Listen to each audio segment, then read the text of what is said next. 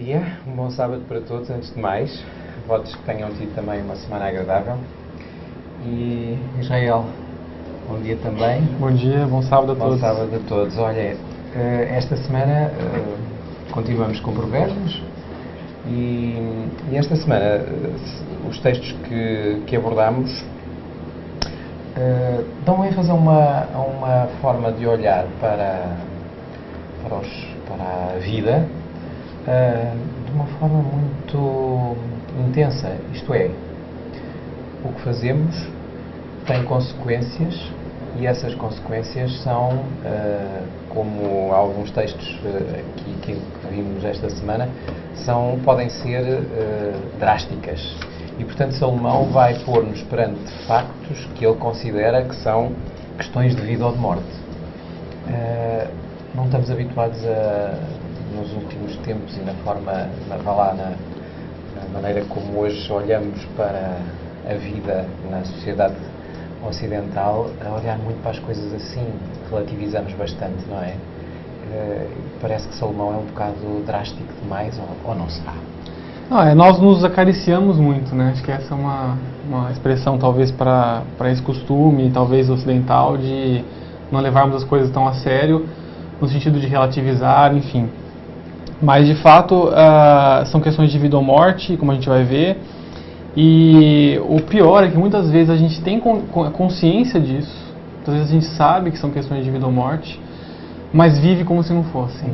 Aquela história do ateísmo, até trazendo um pouco para a questão de crer ou não em Deus, né, porque a gente vai falar sobre isso principalmente, do ateísmo prático e do ateísmo filosófico, né? Ou seja, há ateus filosóficos, ateus que de fato não acreditam em Deus, mas há o ateísmo prático, que é mais perigoso ainda, ou seja, nós como cristãos podemos às vezes viver como se Deus não existisse. Não, acredito em Deus, mas a minha vida, a minha rotina, os meus hábitos, a forma como eu encaro essas questões que a gente viu que são de vida ou morte, é uma forma que não reflete a minha crença em Deus. Ou seja, na prática eu sou um ateu.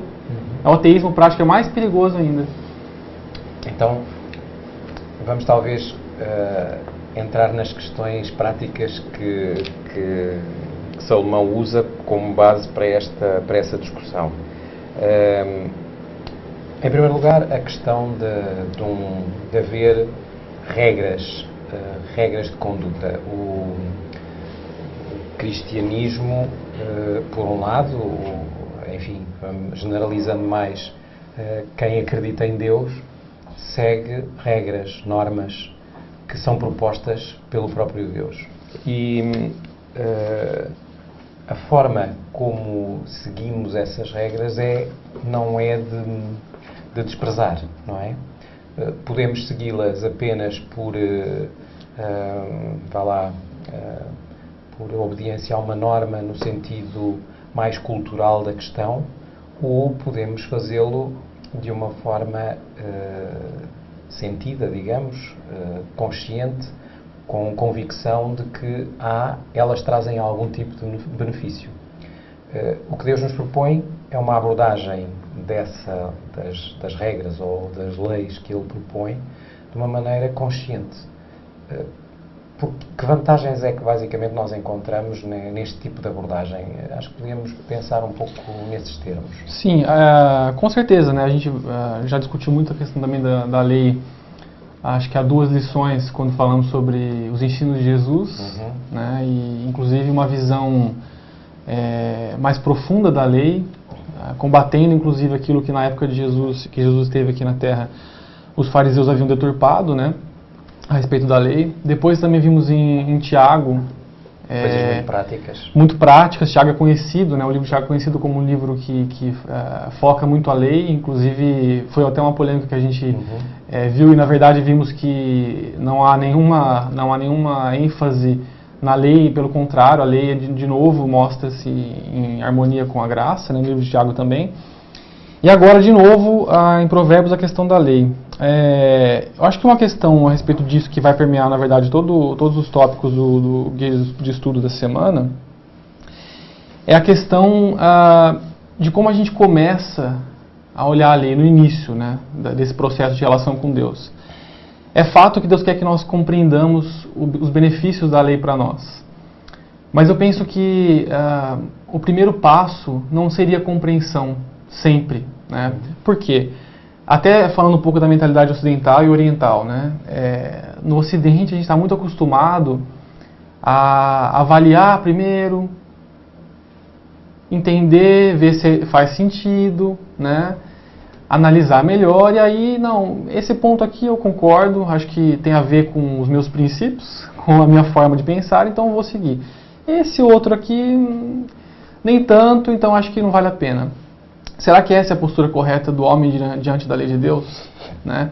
E aí a gente volta no começo de Provérbios, que é a máxima das máximas de Provérbios, em que Salomão diz o seguinte: o temor do Senhor é o princípio da sabedoria. Né?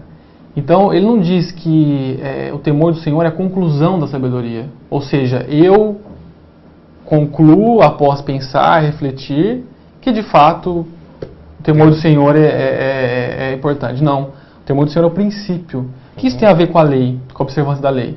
Obedeça primeiro. Depois você vai entender que o melhor que você tinha a fazer era isso mesmo. Você vai começar a compreender que... E isso acaba por partir de uma base que é a base da confiança. Exatamente. Quando, e aqui é chamada a atenção o texto de Provérbios, no capítulo 6, ele fala da lei e diz que ela deve estar atada ao nosso coração, pendurada ao pescoço, depois mais à frente diz que devemos atá-la aos dedos, escrever as tábuas no coração. Portanto, há tudo isso que vem, e achei muito interessante que vem, é colocado na sequência de um texto do Velho Testamento também, onde se é colocado perante a questão que é: Deus é o nosso Senhor, é o nosso chefe, vamos dizer assim.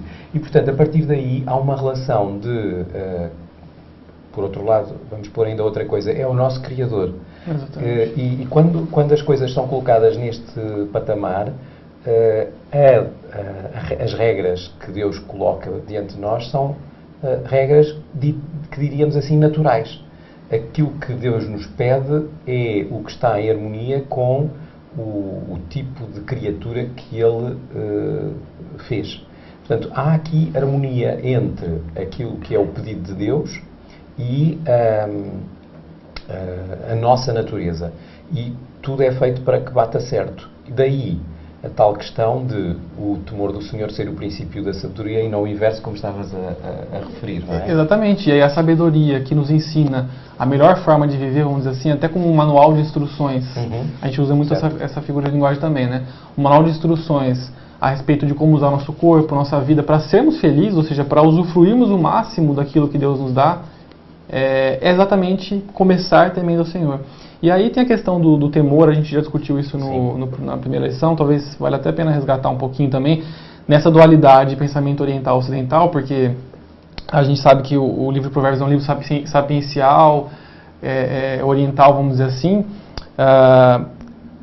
O temor do Senhor, né? Muitas vezes a gente tenta explicar que o temor aqui não é o medo, que na verdade nós podemos nos chegar a Deus como um amigo, mas às vezes essa argumentação também nos leva para um outro extremo, ou seja, é preciso ter um pouco de medo, sim, medo no sentido de respeito aqui, né? Por quê? Se a gente for olhar para os episódios do Antigo Testamento, enfim, que as pessoas tinham algum contato com Deus, o que acontecia? Qual era a primeira reação do ser humano? Ficava com medo. E aí, o que Deus dizia para ele? Não temas, meu filho. E levantava o ser humano. O que a gente faz hoje, de novo, é inverter. Não tem medo, não. Eu chego lá, meu amigão.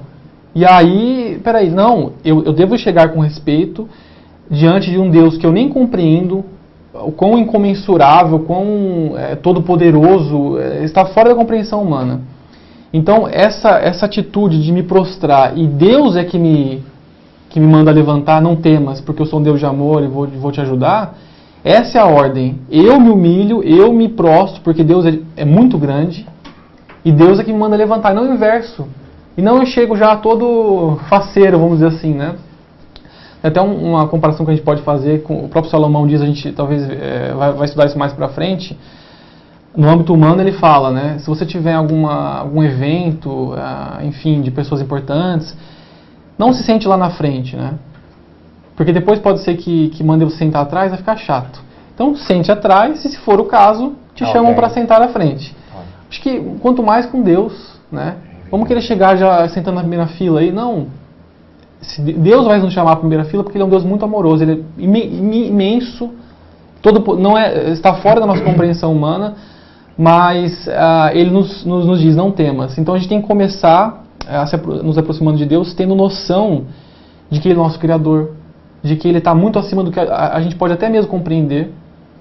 E só essa postura, que eu diria, teria alguma coisinha do medo, mas não medo no sentido negativo, mas o medo o que é esse Deus que é tão grande que eu não consigo nem compreender, né?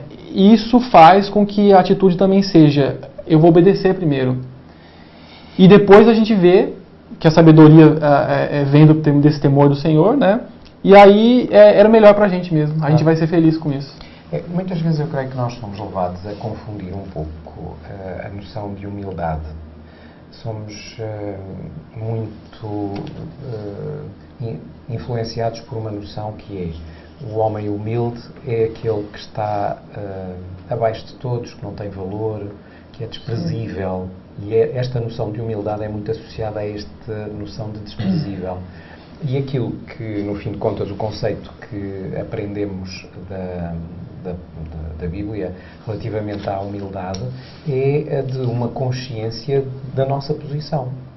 Aquilo que acontece connosco, se estamos perante alguém que tem poder, influência, conhecimento superior ao nosso, no fim de contas, deve ser, no fim de contas, essa posição de humildade.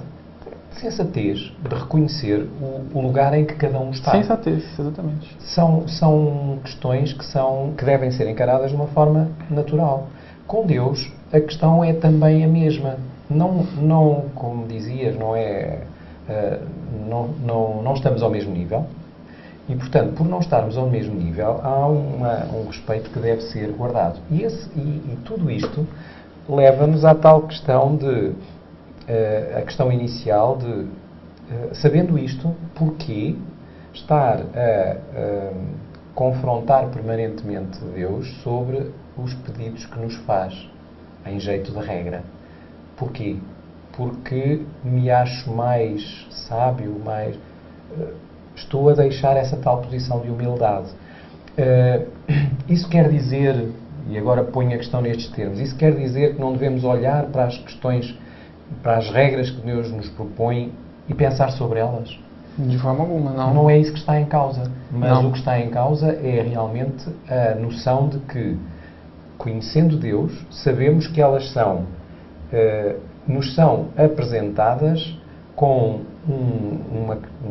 de uma forma que está completamente ligada àquilo que é a maneira como Deus atua de uma forma geral, para benefício daqueles que criou. E Deus é tão bom que, na verdade, essa ordem que a gente está colocando aqui, nessa ordem de primeiro temer a Deus, primeiro obedecer, primeiro confiar e depois entender, é uma ordem que nem é um capricho divino. Ou seja, eu quero que seja assim, eu quero que comece comigo porque eu sou maior que você. Deus dizendo pra gente, não é. Por que é assim? Porque a nossa mente sem Deus é tão enganosa, o pecado tornou a nossa mente sem Deus tão enganosa, a nossa razão é tão ridícula, que se a gente quiser raciocinar ou refletir antes de temer a Deus, a gente vai se perder. A gente não vai conseguir alcançar a sabedoria que vai fazer bem para nós próprios. Nós não nos podemos esquecer, e creio que para aqueles que nos ouvem é claro isto, mas há um conceito que tem que estar na base da nossa... Quando olhamos para a Palavra de Deus, ela conta-nos uma história. E a história essencial que conta é a história de uma guerra entre o bem e o mal. E, portanto, quando dizias que a nossa maneira de pensar é normalmente enganosa, ela é enganosa porque nós estamos no meio de um conflito. E se Deus está de um lado, há um inimigo de Deus que está do outro. E que luta também por conseguir controlar-nos.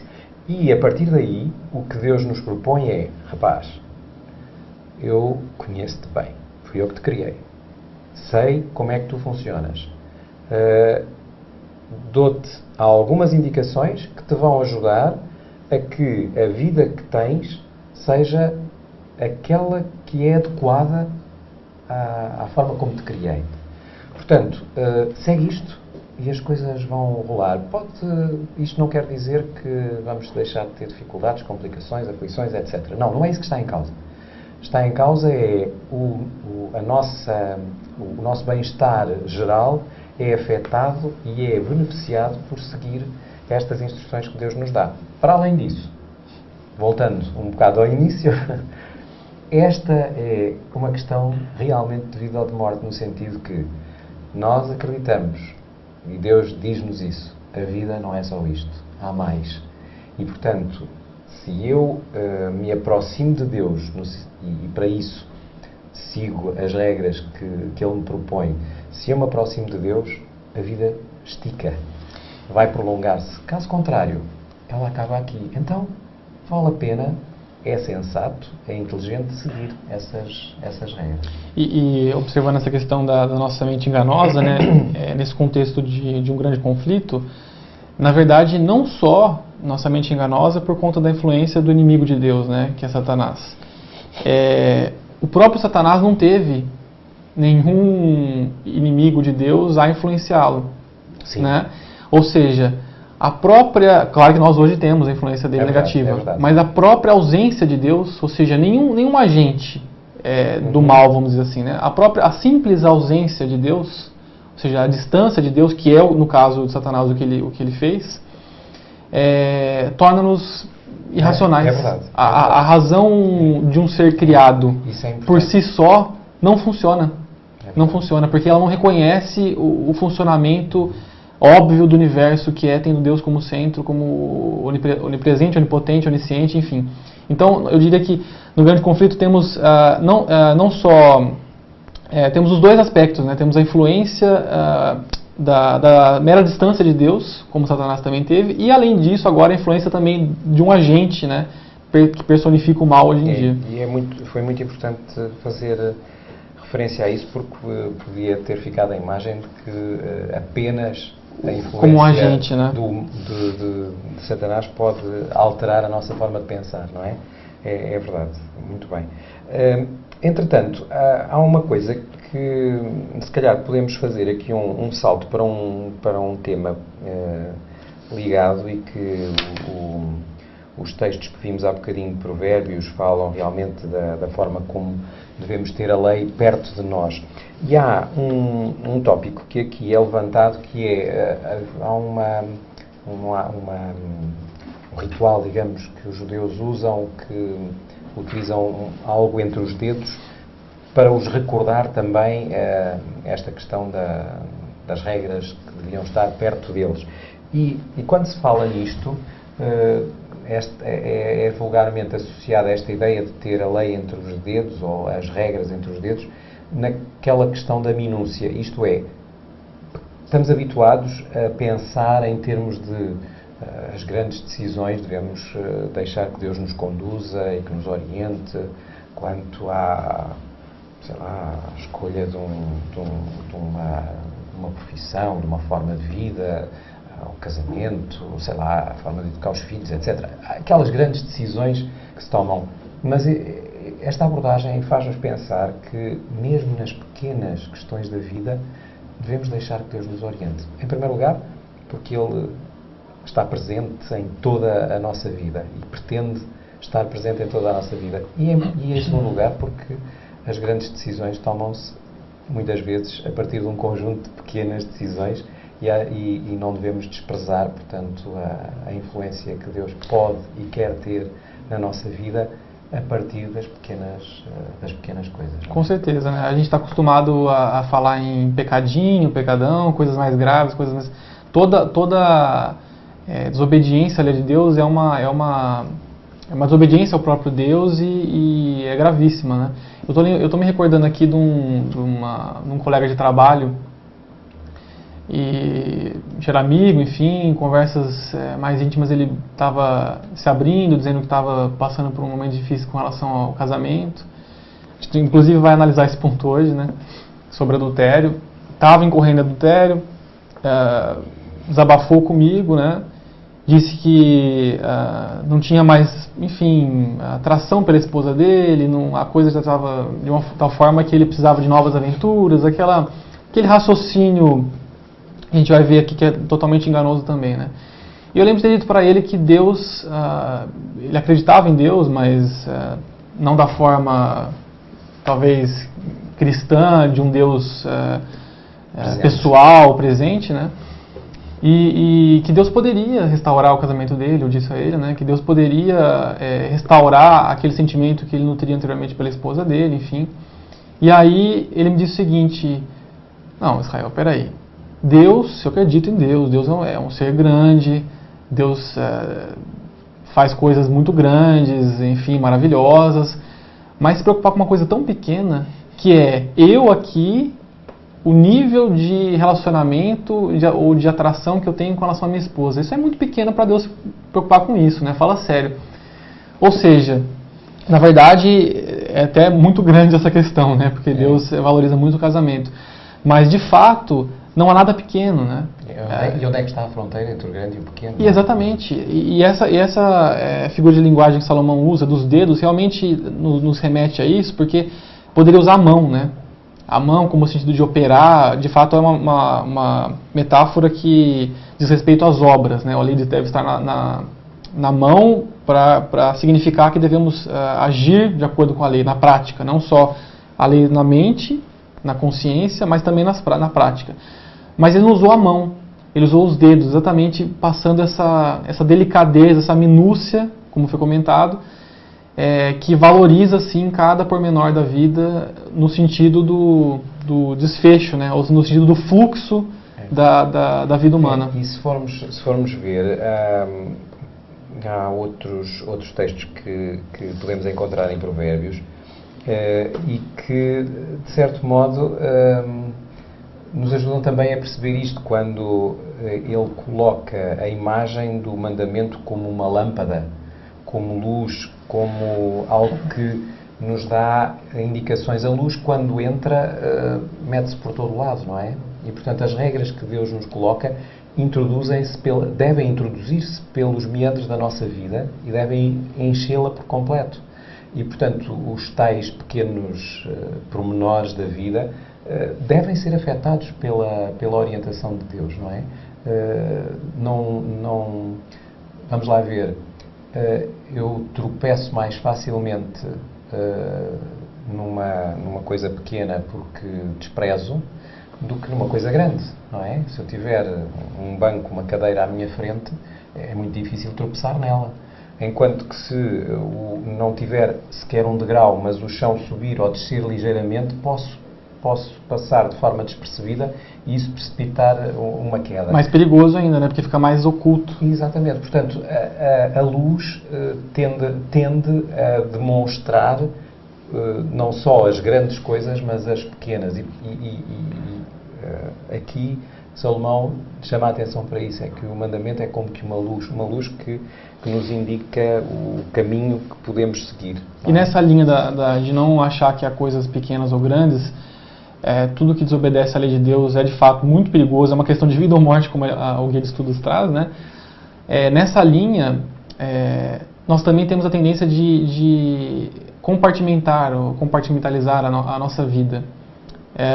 De novo, uma questão que o pensamento ocidental deturpou, né? Que talvez o pensamento oriental, que é refletido no livro de Provérbios, na Bíblia toda, de certa forma, tem ainda mais presente, que é a universalidade do cristianismo na vida do ser humano. Ou seja, a gente tem a tendência às vezes de dizer o seguinte: eu sou advogado, sou praticante de natação, tenho esse hobby, tenho tal emprego e também sou adventista do sétimo dia, e também sou cristão, e também tenho a prática de ir à igreja aos sábados. Não deveria ser assim. A minha relação com Deus, muito mais do que religiosa, a minha relação pessoal com Deus, ela não deve ser uma faceta da minha vida. ela deve permear toda a minha vida estando no centro. Então não há a divisão entre eu sou cristão e também sou isso, sou aquilo. Não, eu sou cristão, eu tenho uma relação com Deus acima de tudo.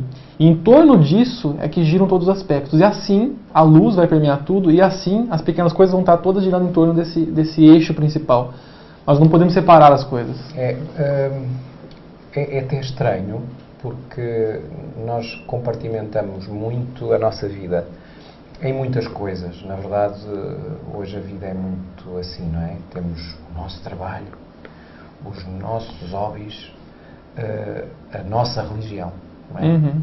Temos e cada coisa vive quase isolada.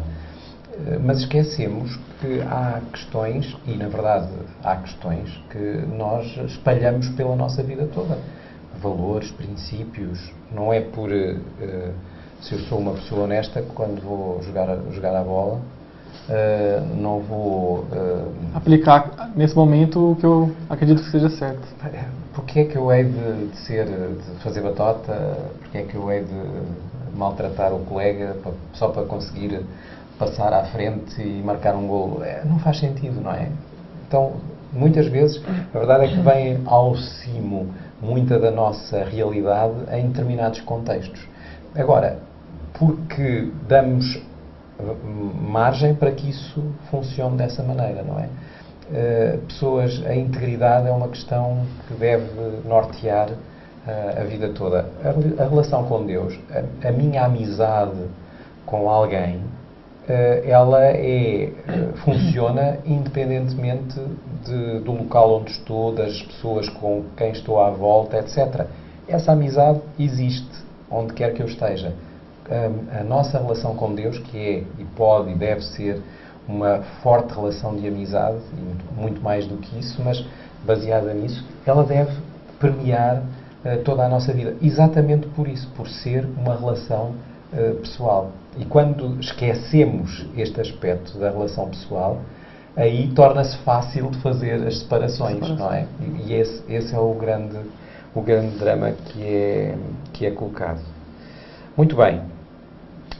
Vamos, se calhar, entrar num aspecto prático que Salomão põe e que, vamos lá, testa um pouco esta forma como olhamos para as tais entradas de regras que não as que Deus colocou na nossa vida. E Salomão aponta claramente a questão da relação marido-mulher como um ponto importante e como um dos tais pontos que pode ser a tal pedra que nos faz cair e que pode alterar radicalmente a nossa vida e trazer-nos consequências nefastas em todos os campos. Sabemos isso, não é nenhuma novidade que as relações entre casais, muitas vezes, problemas dentro da relação destroem por completo a vida de um deles ou de ambos, não é?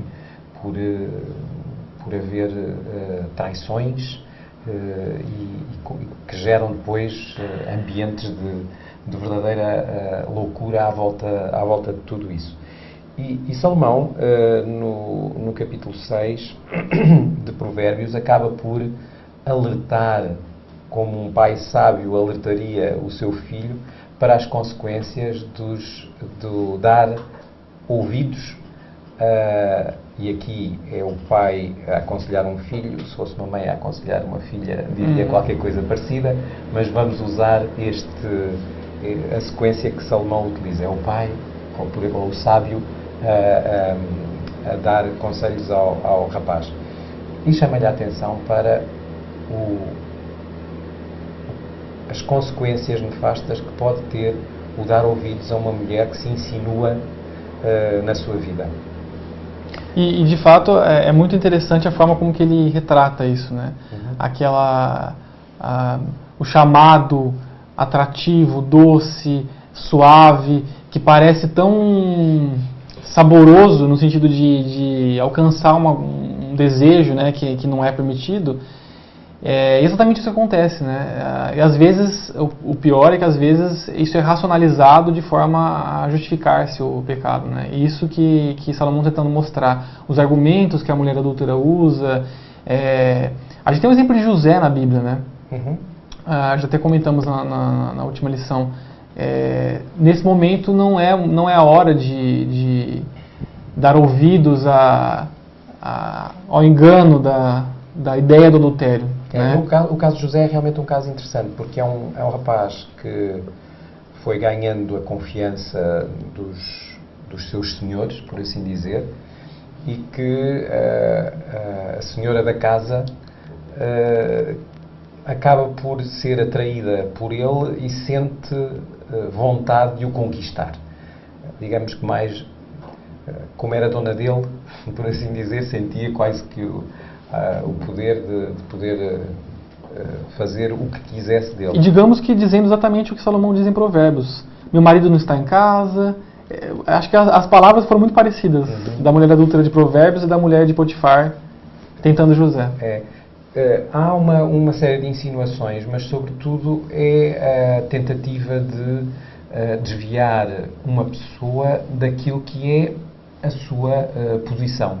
Ela tem compromisso com outra pessoa, não é razoável que José achou claramente e percebeu claramente que não é razoável que ele tome uma posição. Aliás, ficou claro a seguir que no momento em que foi posta perante o problema, não hesitou em destruir-lhe a vida. E esta é também o desfecho que o Salomão. sábio alerta. Ele alerta para isso mesmo. Não tenhas dúvidas. Aqui há uma tentativa de satisfação própria. Portanto, no momento em que tu te tornares inconveniente, vais cair. E, portanto, não vais por aí. Esse não é um bom caminho. E eu acho que a questão do casamento, por que o casamento é sagrado, né? Deus, claro, instituiu o matrimônio, né, essa instituição, mas o significado é tão profundo que, se a gente for analisar, né, Deus, até já comentei isso aqui também, Deus como Trindade é composto por 3 em 1, né? Deus Pai, Deus Filho e Deus Espírito Santo. E Deus quis dividir um pouco isso com a humanidade, permitindo que marido e mulher se tornassem uma só carne a partir do matrimônio. Então isso, de certa forma, reflete a própria essência divina, o relacionamento tão íntimo e até personificado em um ser só, né? Ambos se tornam uma só carne. Esse relacionamento entre homem e mulher, ele reflete a própria essência da divindade, e a gente vai banalizar isso, a gente vai brincar com isso, a gente vai achar que isso é descartável, né? É de fato muito sério. E eu gostaria de inclusive também colocar um ponto que o Guia de Estudos traz, com relação ao que significa também metaforicamente essa questão do adultério, né? Se a gente for analisar os profetas todos do Antigo Testamento, ao alertar o povo de Israel sobre o distanciamento do povo de Israel de Deus, o pecado que o povo de Israel estava incorrendo, o que eles diziam sempre, né? Vocês estão se prostituindo, vocês estão adulterando, no sentido figurado. Ou seja, imagem que fica sempre. Exatamente, para dizer o seguinte, que no casamento, ou na aliança que eles tinham feito com Deus, eles estavam incorrendo em falta, eles estavam quebrando aquela aliança, eles estavam quebrando o casamento que tiveram com Deus, e estavam adulterando consequentemente. Então, trazendo para Provérbios essa metáfora, essa linguagem que a Bíblia costuma usar bastante, a gente até vê, voltando um pouco atrás para o começo do livro de Provérbios, que a sabedoria é quase personificada, né? Ouve a sabedoria, e a sabedoria é adjetivada, inclusive, né? No feminino, e é quase como se a sabedoria fosse um ser também à parte, vamos dizer assim, na figura de linguagem que Salomão usa, né? E essa mulher adúltera, aqui do capítulo 6 e 7, ela aparece como oposição a essa imagem da sabedoria. Ou seja, quem seria então, nesse sentido figurado, essa mulher adúltera que, da mesma forma que tentava lá o povo de Israel a se afastar de Deus, tenta também hoje a nos afastarmos de Deus, né? Quem seria essa mulher? eu acredito que há dois extremos aí que a gente pode identificar. O primeiro é a razão humana, né? Ou seja, nós querendo, de novo, como a gente colocou no começo da lição, né? Não querendo nos submetermos a Deus, não querendo aceitar que Deus é soberano e devemos iniciar nossa relação com Ele respeitando e temendo, de forma humilde, ou seja, que o temor do Senhor é o princípio da sabedoria, nós invertemos a ordem aí, dizemos, não, eu vou começar, né, o ser humano, com a minha razão, com a minha capacidade de refletir, de pensar. Essa inversão é a entrega a essa deusa, vamos dizer assim, a essa imagem feminina da razão humana. E é interessante que a gente tem até uma concretização dessa metáfora, vamos dizer assim, na história humana.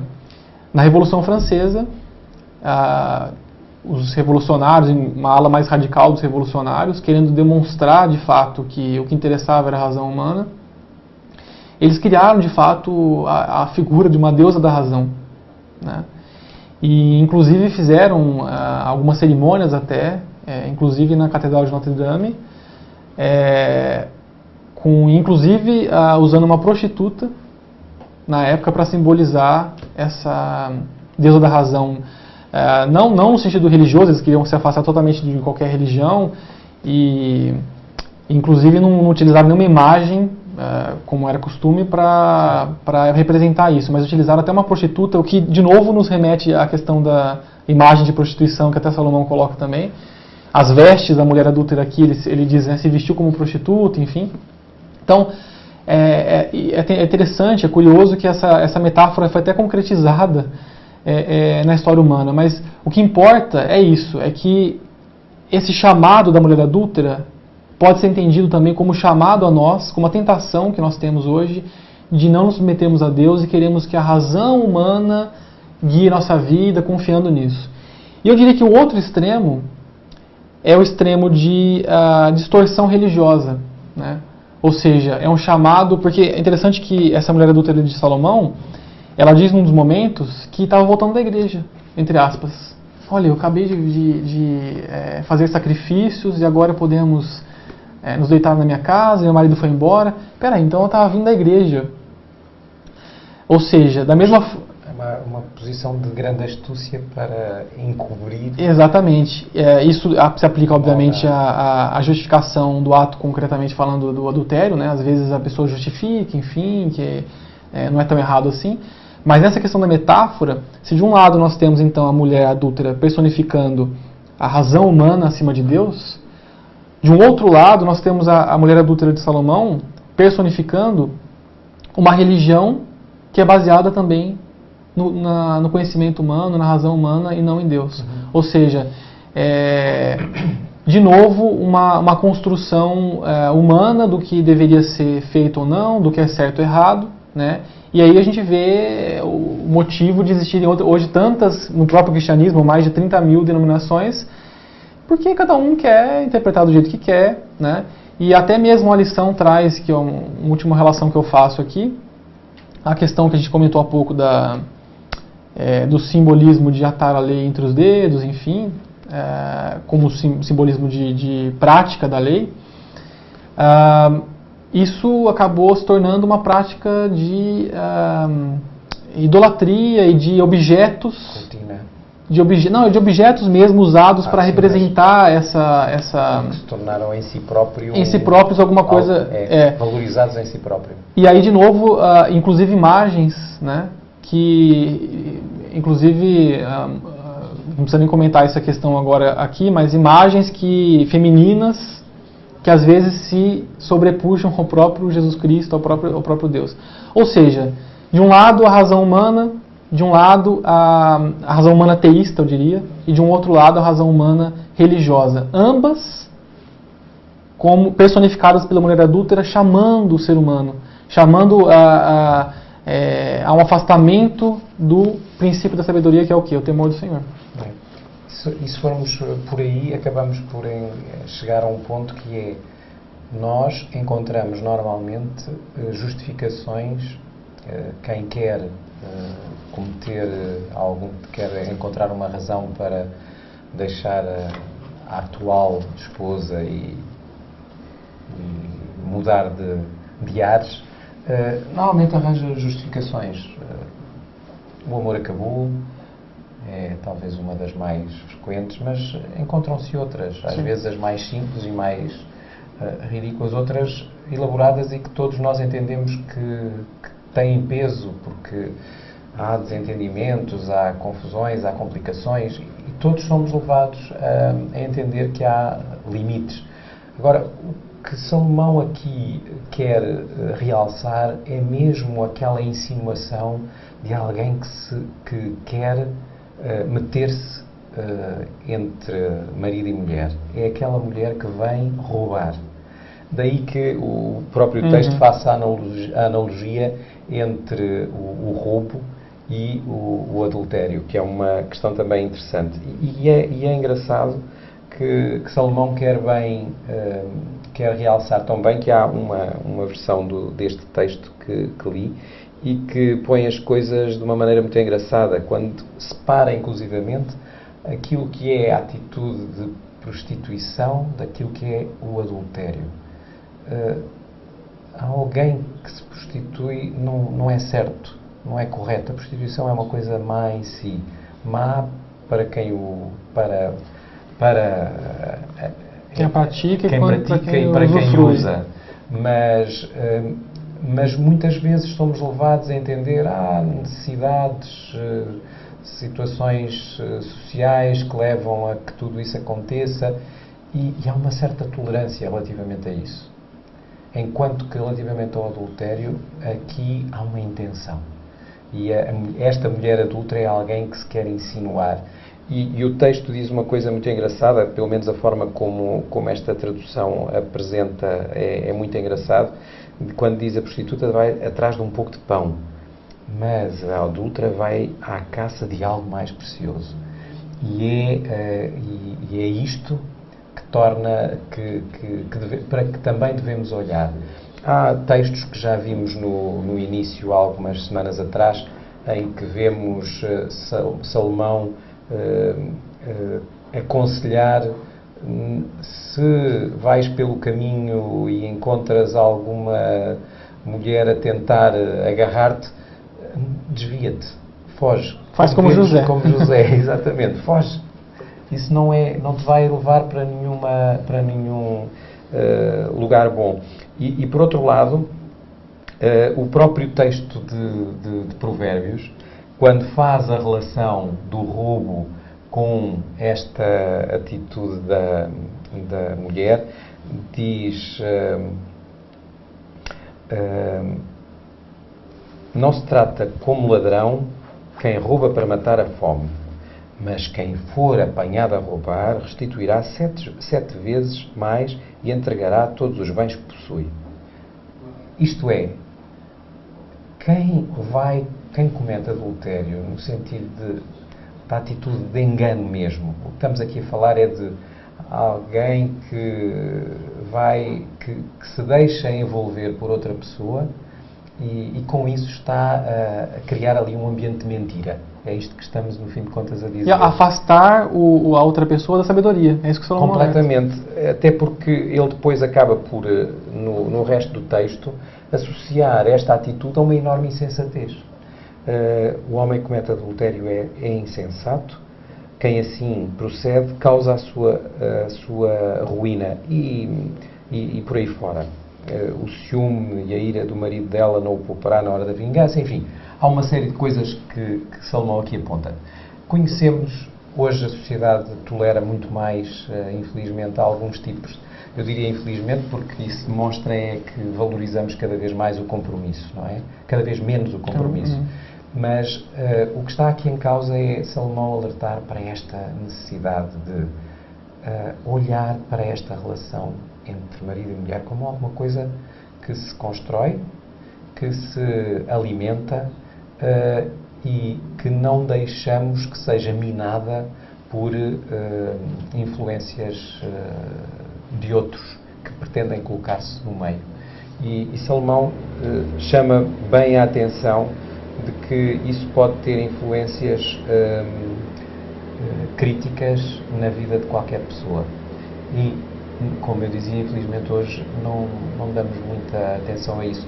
Quase em muitos ambientes o homem consegue enganar a mulher e ter mais uma ou duas ou três, é um herói. Na verdade, tendemos muito a pôr as coisas nestes termos, mas sabemos que esse não é normalmente isso normalmente não tem um desfecho agradável. Seja que provoca, obviamente, sofrimento nas pessoas a partir do momento em que tudo isto é conhecido. Não tem um desfecho agradável e positivo aqui na Terra, né, em primeiro lugar, nos 80 anos de vida que a gente tem aqui em média, e muito mais tendo em conta o futuro eterno que nos aguarda, né? Porque, em último caso, como eu estava dizendo, no aspecto dessa mulher adúltera como o oposto à sabedoria, como a personificação do chamado do inimigo, né? Em último caso, e associando também com o roubo, o que Satanás quer fazer com os seres humanos? Ele já está perdido, né? O que ele quer fazer é roubar almas de Deus, vamos dizer assim. Que tem por Deus, não é? Da salvação, sim. Ou seja, da vida eterna. Mas isso consegue-se roubando-lhes a afeição que têm pelo Exatamente. Deus, em último caso, a gente até pensa, né? Porque qual é o objetivo, às vezes, do inimigo de atuar tanto contra Deus até hoje, sendo que ele sabe que está perdido? O objetivo é justamente esse, é roubar a Deus, entre aspas, né? Ou seja, é buscar diminuir o máximo que ele conseguir o número daqueles que vão estar com Deus eternamente no céu. Então, de fato, a gente vai deixar que isso aconteça, né? Deixar que ele nos roube esse chamado agradável aos ouvidos, nos roube a sabedoria e, consequentemente, nos roube uma vida feliz na terra e, mais ainda, nos roube a vida eterna que Deus nos oferece, né? Aquilo que encontramos no meio de tudo isto, a grande questão que encontramos aqui vai bater exatamente nesse ponto, e sobretudo este exemplo da relação entre marido e mulher, como dizias há pouco, Deus pretende usá-la muito também para que compreendamos a relação Exatamente. Que Ele pretende ter connosco, não é? E essa proximidade que Ele pretende ter connosco e ao mesmo tempo o compromisso firme, determinado, empenhado que vimos em Deus, que não hesitou em entregar Jesus para que morresse por nós e com isso nos permitisse o acesso à salvação. Quando percebemos o empenho de Deus nesta relação com o homem, vemos que aquilo que acontece, ou aquilo que pode e deve acontecer entre marido e mulher, é um investimento nessa relação. O desinvestir na relação pode provocar estas consequências acessórias. Agora, o que está em causa, e eu diria que talvez possamos pôr aqui um ponto que não deixa de ser interessante, li há dias uma indicação de que aquilo que está normalmente presente, o que é dado como a maior justificação para o afastamento entre casais, podemos pensar que é estas questões de tentação, tenho isto, tenho aquilo, etc. A maior parte quando se analisa as coisas, os entendidos dizem que a grande razão é o desinvestimento na relação. É a falta de intencionalidade, o deixar de haver vontade de fazer com que a relação seja forte, sólida. A busca, né? Não se busca mais não se investe. E como não se investe, se alguém desinveste, há desilusão. E portanto, a partir daí começa um ciclo. E é engraçado, nunca tinha pensado nestes termos de que somos levados normalmente a pensar nas coisas em termos mais de questões pontuais, né? Visíveis, de factos, e não na motivação. E este aspecto acaba por ser talvez aquele que mais nos aproxima esta relação até da relação que temos com Deus. Ela precisa também de investimento. Do lado de Deus, nós já o conhecemos esse investimento. Ele é claro, se conhecemos-o, sabemos. Deus pede de nós também que haja esse investimento, que não deixemos que haja, que não deixemos ser nós o tal que se insinua no meio da relação, porque muitas vezes nós, ao desinvestirmos, estamos a deixar então que entrem coisas na relação. E com Deus, isto é o ponto-chave. E a relação entre essa análise concreta do adultério, né, na vida humana e o que isso simboliza, né, em termos de relação com Deus, a relação entre um e outra também no sentido inverso, e voltando para o âmbito prático, né, ou seja, para que eu tenha esse investimento correto na vida conjugal, né, e para que eu, de fato, alimente um amor verdadeiro e ideal pela minha esposa, pelo meu esposo, de onde vem esse amor? Então, na verdade, o começo de uma boa relação também, que se solidifique, que esteja forte em relação a possíveis investidas da mulher adúltera, do homem adúltero, é a relação com Deus. Porque o amor verdadeiro vem de Deus. E depois isso reflete no investimento também na vida conjugal. Exato. É que tem que haver uma motivação para o investimento. E eu diria que há uma decisão que se toma. Que e é engraçado que há uns dias atrás, em conversa com um amigo, ele me dizia qualquer coisa do género. Creio que falámos nisto a semana passada, não aqui, mas noutro local. Mas ele falava do empenho que tinha em manter a sua equipa de trabalho, porque tinha havido muito investimento para que aquilo tivesse sólido. E agora ele não queria de forma nenhuma pôr em causa essa equipa, porque tudo o que se fez até aqui seria deitado por terra. E lembro-me que ele próprio me tinha falado noutra circunstância de uma situação diferente e falava do investimento também em termos das relações pessoais. E na verdade, há uma decisão que se toma. Vamos nos manter juntos. E essa decisão que se toma deve nortear as nossas ações. Quando falamos da relação entre homem e mulher, um casal, essa decisão também tem que ser tomada. Quando falamos na relação com Deus, desde o início de hoje neste estudo, pusemos essa questão quando disseste que, no fim de contas, o temor a Deus é o princípio da sabedoria. É a relação, o entusiasmo por estar perto. E o princípio da sabedoria também com relação ao matrimônio. Tudo. Ou seja, começa com Deus. Desculpa, eu lembrei agora, acho até interessante colocar um exemplo de um irmão da igreja de Brasília, que ele dizia o seguinte, um relato pessoal da vida conjugal dele, ele dizendo que a esposa, acho que disse para ele um dia, nossa, você tem uma vida tão boa, né, um relacionamento tão gostoso, e às vezes me dá até um medo de ver tanta coisa acontecendo nesse mundo de hoje, né, dá um medo de repente, não sei, por algum motivo você enlouquece e me trai, como que eu vou saber se eu corro esse risco, né? E a resposta dele, que ele mesmo disse ter dado, foi interessante, ele disse o seguinte, quando você notar que eu parei de ter minha devoção pessoal com Deus, pode ficar com medo. Claro que simplificou bem a questão, né? É claro que há todo o amor que ele tinha por ela, mas o que ele quis dizer é o seguinte, a fonte do amor que eu sinto por você, do que eu tenho por você, e dessa manutenção, é óbvio, ela vem de Deus, é Deus essa fonte, é a sabedoria, começa com o temor de Deus. A partir do momento que eu não tiver mais ligado a essa fonte, aí eu vou estar mais sujeito aos chamados da mulher adúltera, né? Na verdade, a sabedoria, voltando também a um ponto que estávamos a abordar, é que no fim de contas, estas regras, a tal sabedoria, deve permear toda a vida. O caso daquilo que estudámos esta semana, relacionado com a relação entre homem e mulher no matrimónio, é um dos pontos. Mas a sabedoria tem que permear toda a vida. Neste caso, também.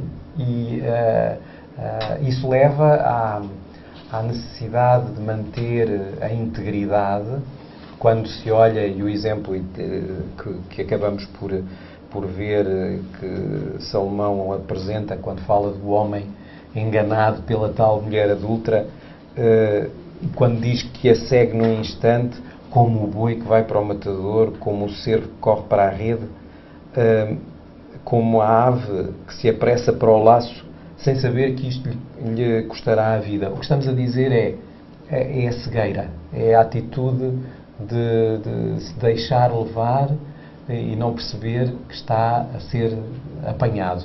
Porquê? Porque deixou de estar ligado à fonte da sabedoria. Em tudo na vida, em toda a nossa vida, esta é a questão-chave, não é? É que se deixamos, como dizia esse teu amigo, se deixamos de estar ligados a Deus, há muita palermice que vamos fazer. Muita. Exatamente. E aqui o que está em causa é mesmo isso. Se deixamos que Deus norteie a nossa vida, então as coisas vão seguir o rumo certo, vão levar-nos não só a ter uma vida interessante aqui, mas sobretudo a ter a vida eterna, que no fim de contas é aquele ponto-chave que devíamos considerar, que é, estamos a falar de questões de vida ou de morte, neste sentido sobretudo. Vale a pena uma vida equilibrada e sensata, porque isso nos trará a vida eterna. Muito bem, Israel. Obrigado pela companhia, pela conversa. Esperamos ter sido úteis para esclarecer algumas questões sobre este tema e sobre alguns destes versículos de Provérbios que tivemos a ver hoje. E para a semana vamos continuar a abordar Provérbios e a continuar a falar, portanto, da sabedoria divina que é indispensável para a nossa vida. Um resto de sábado feliz para todos.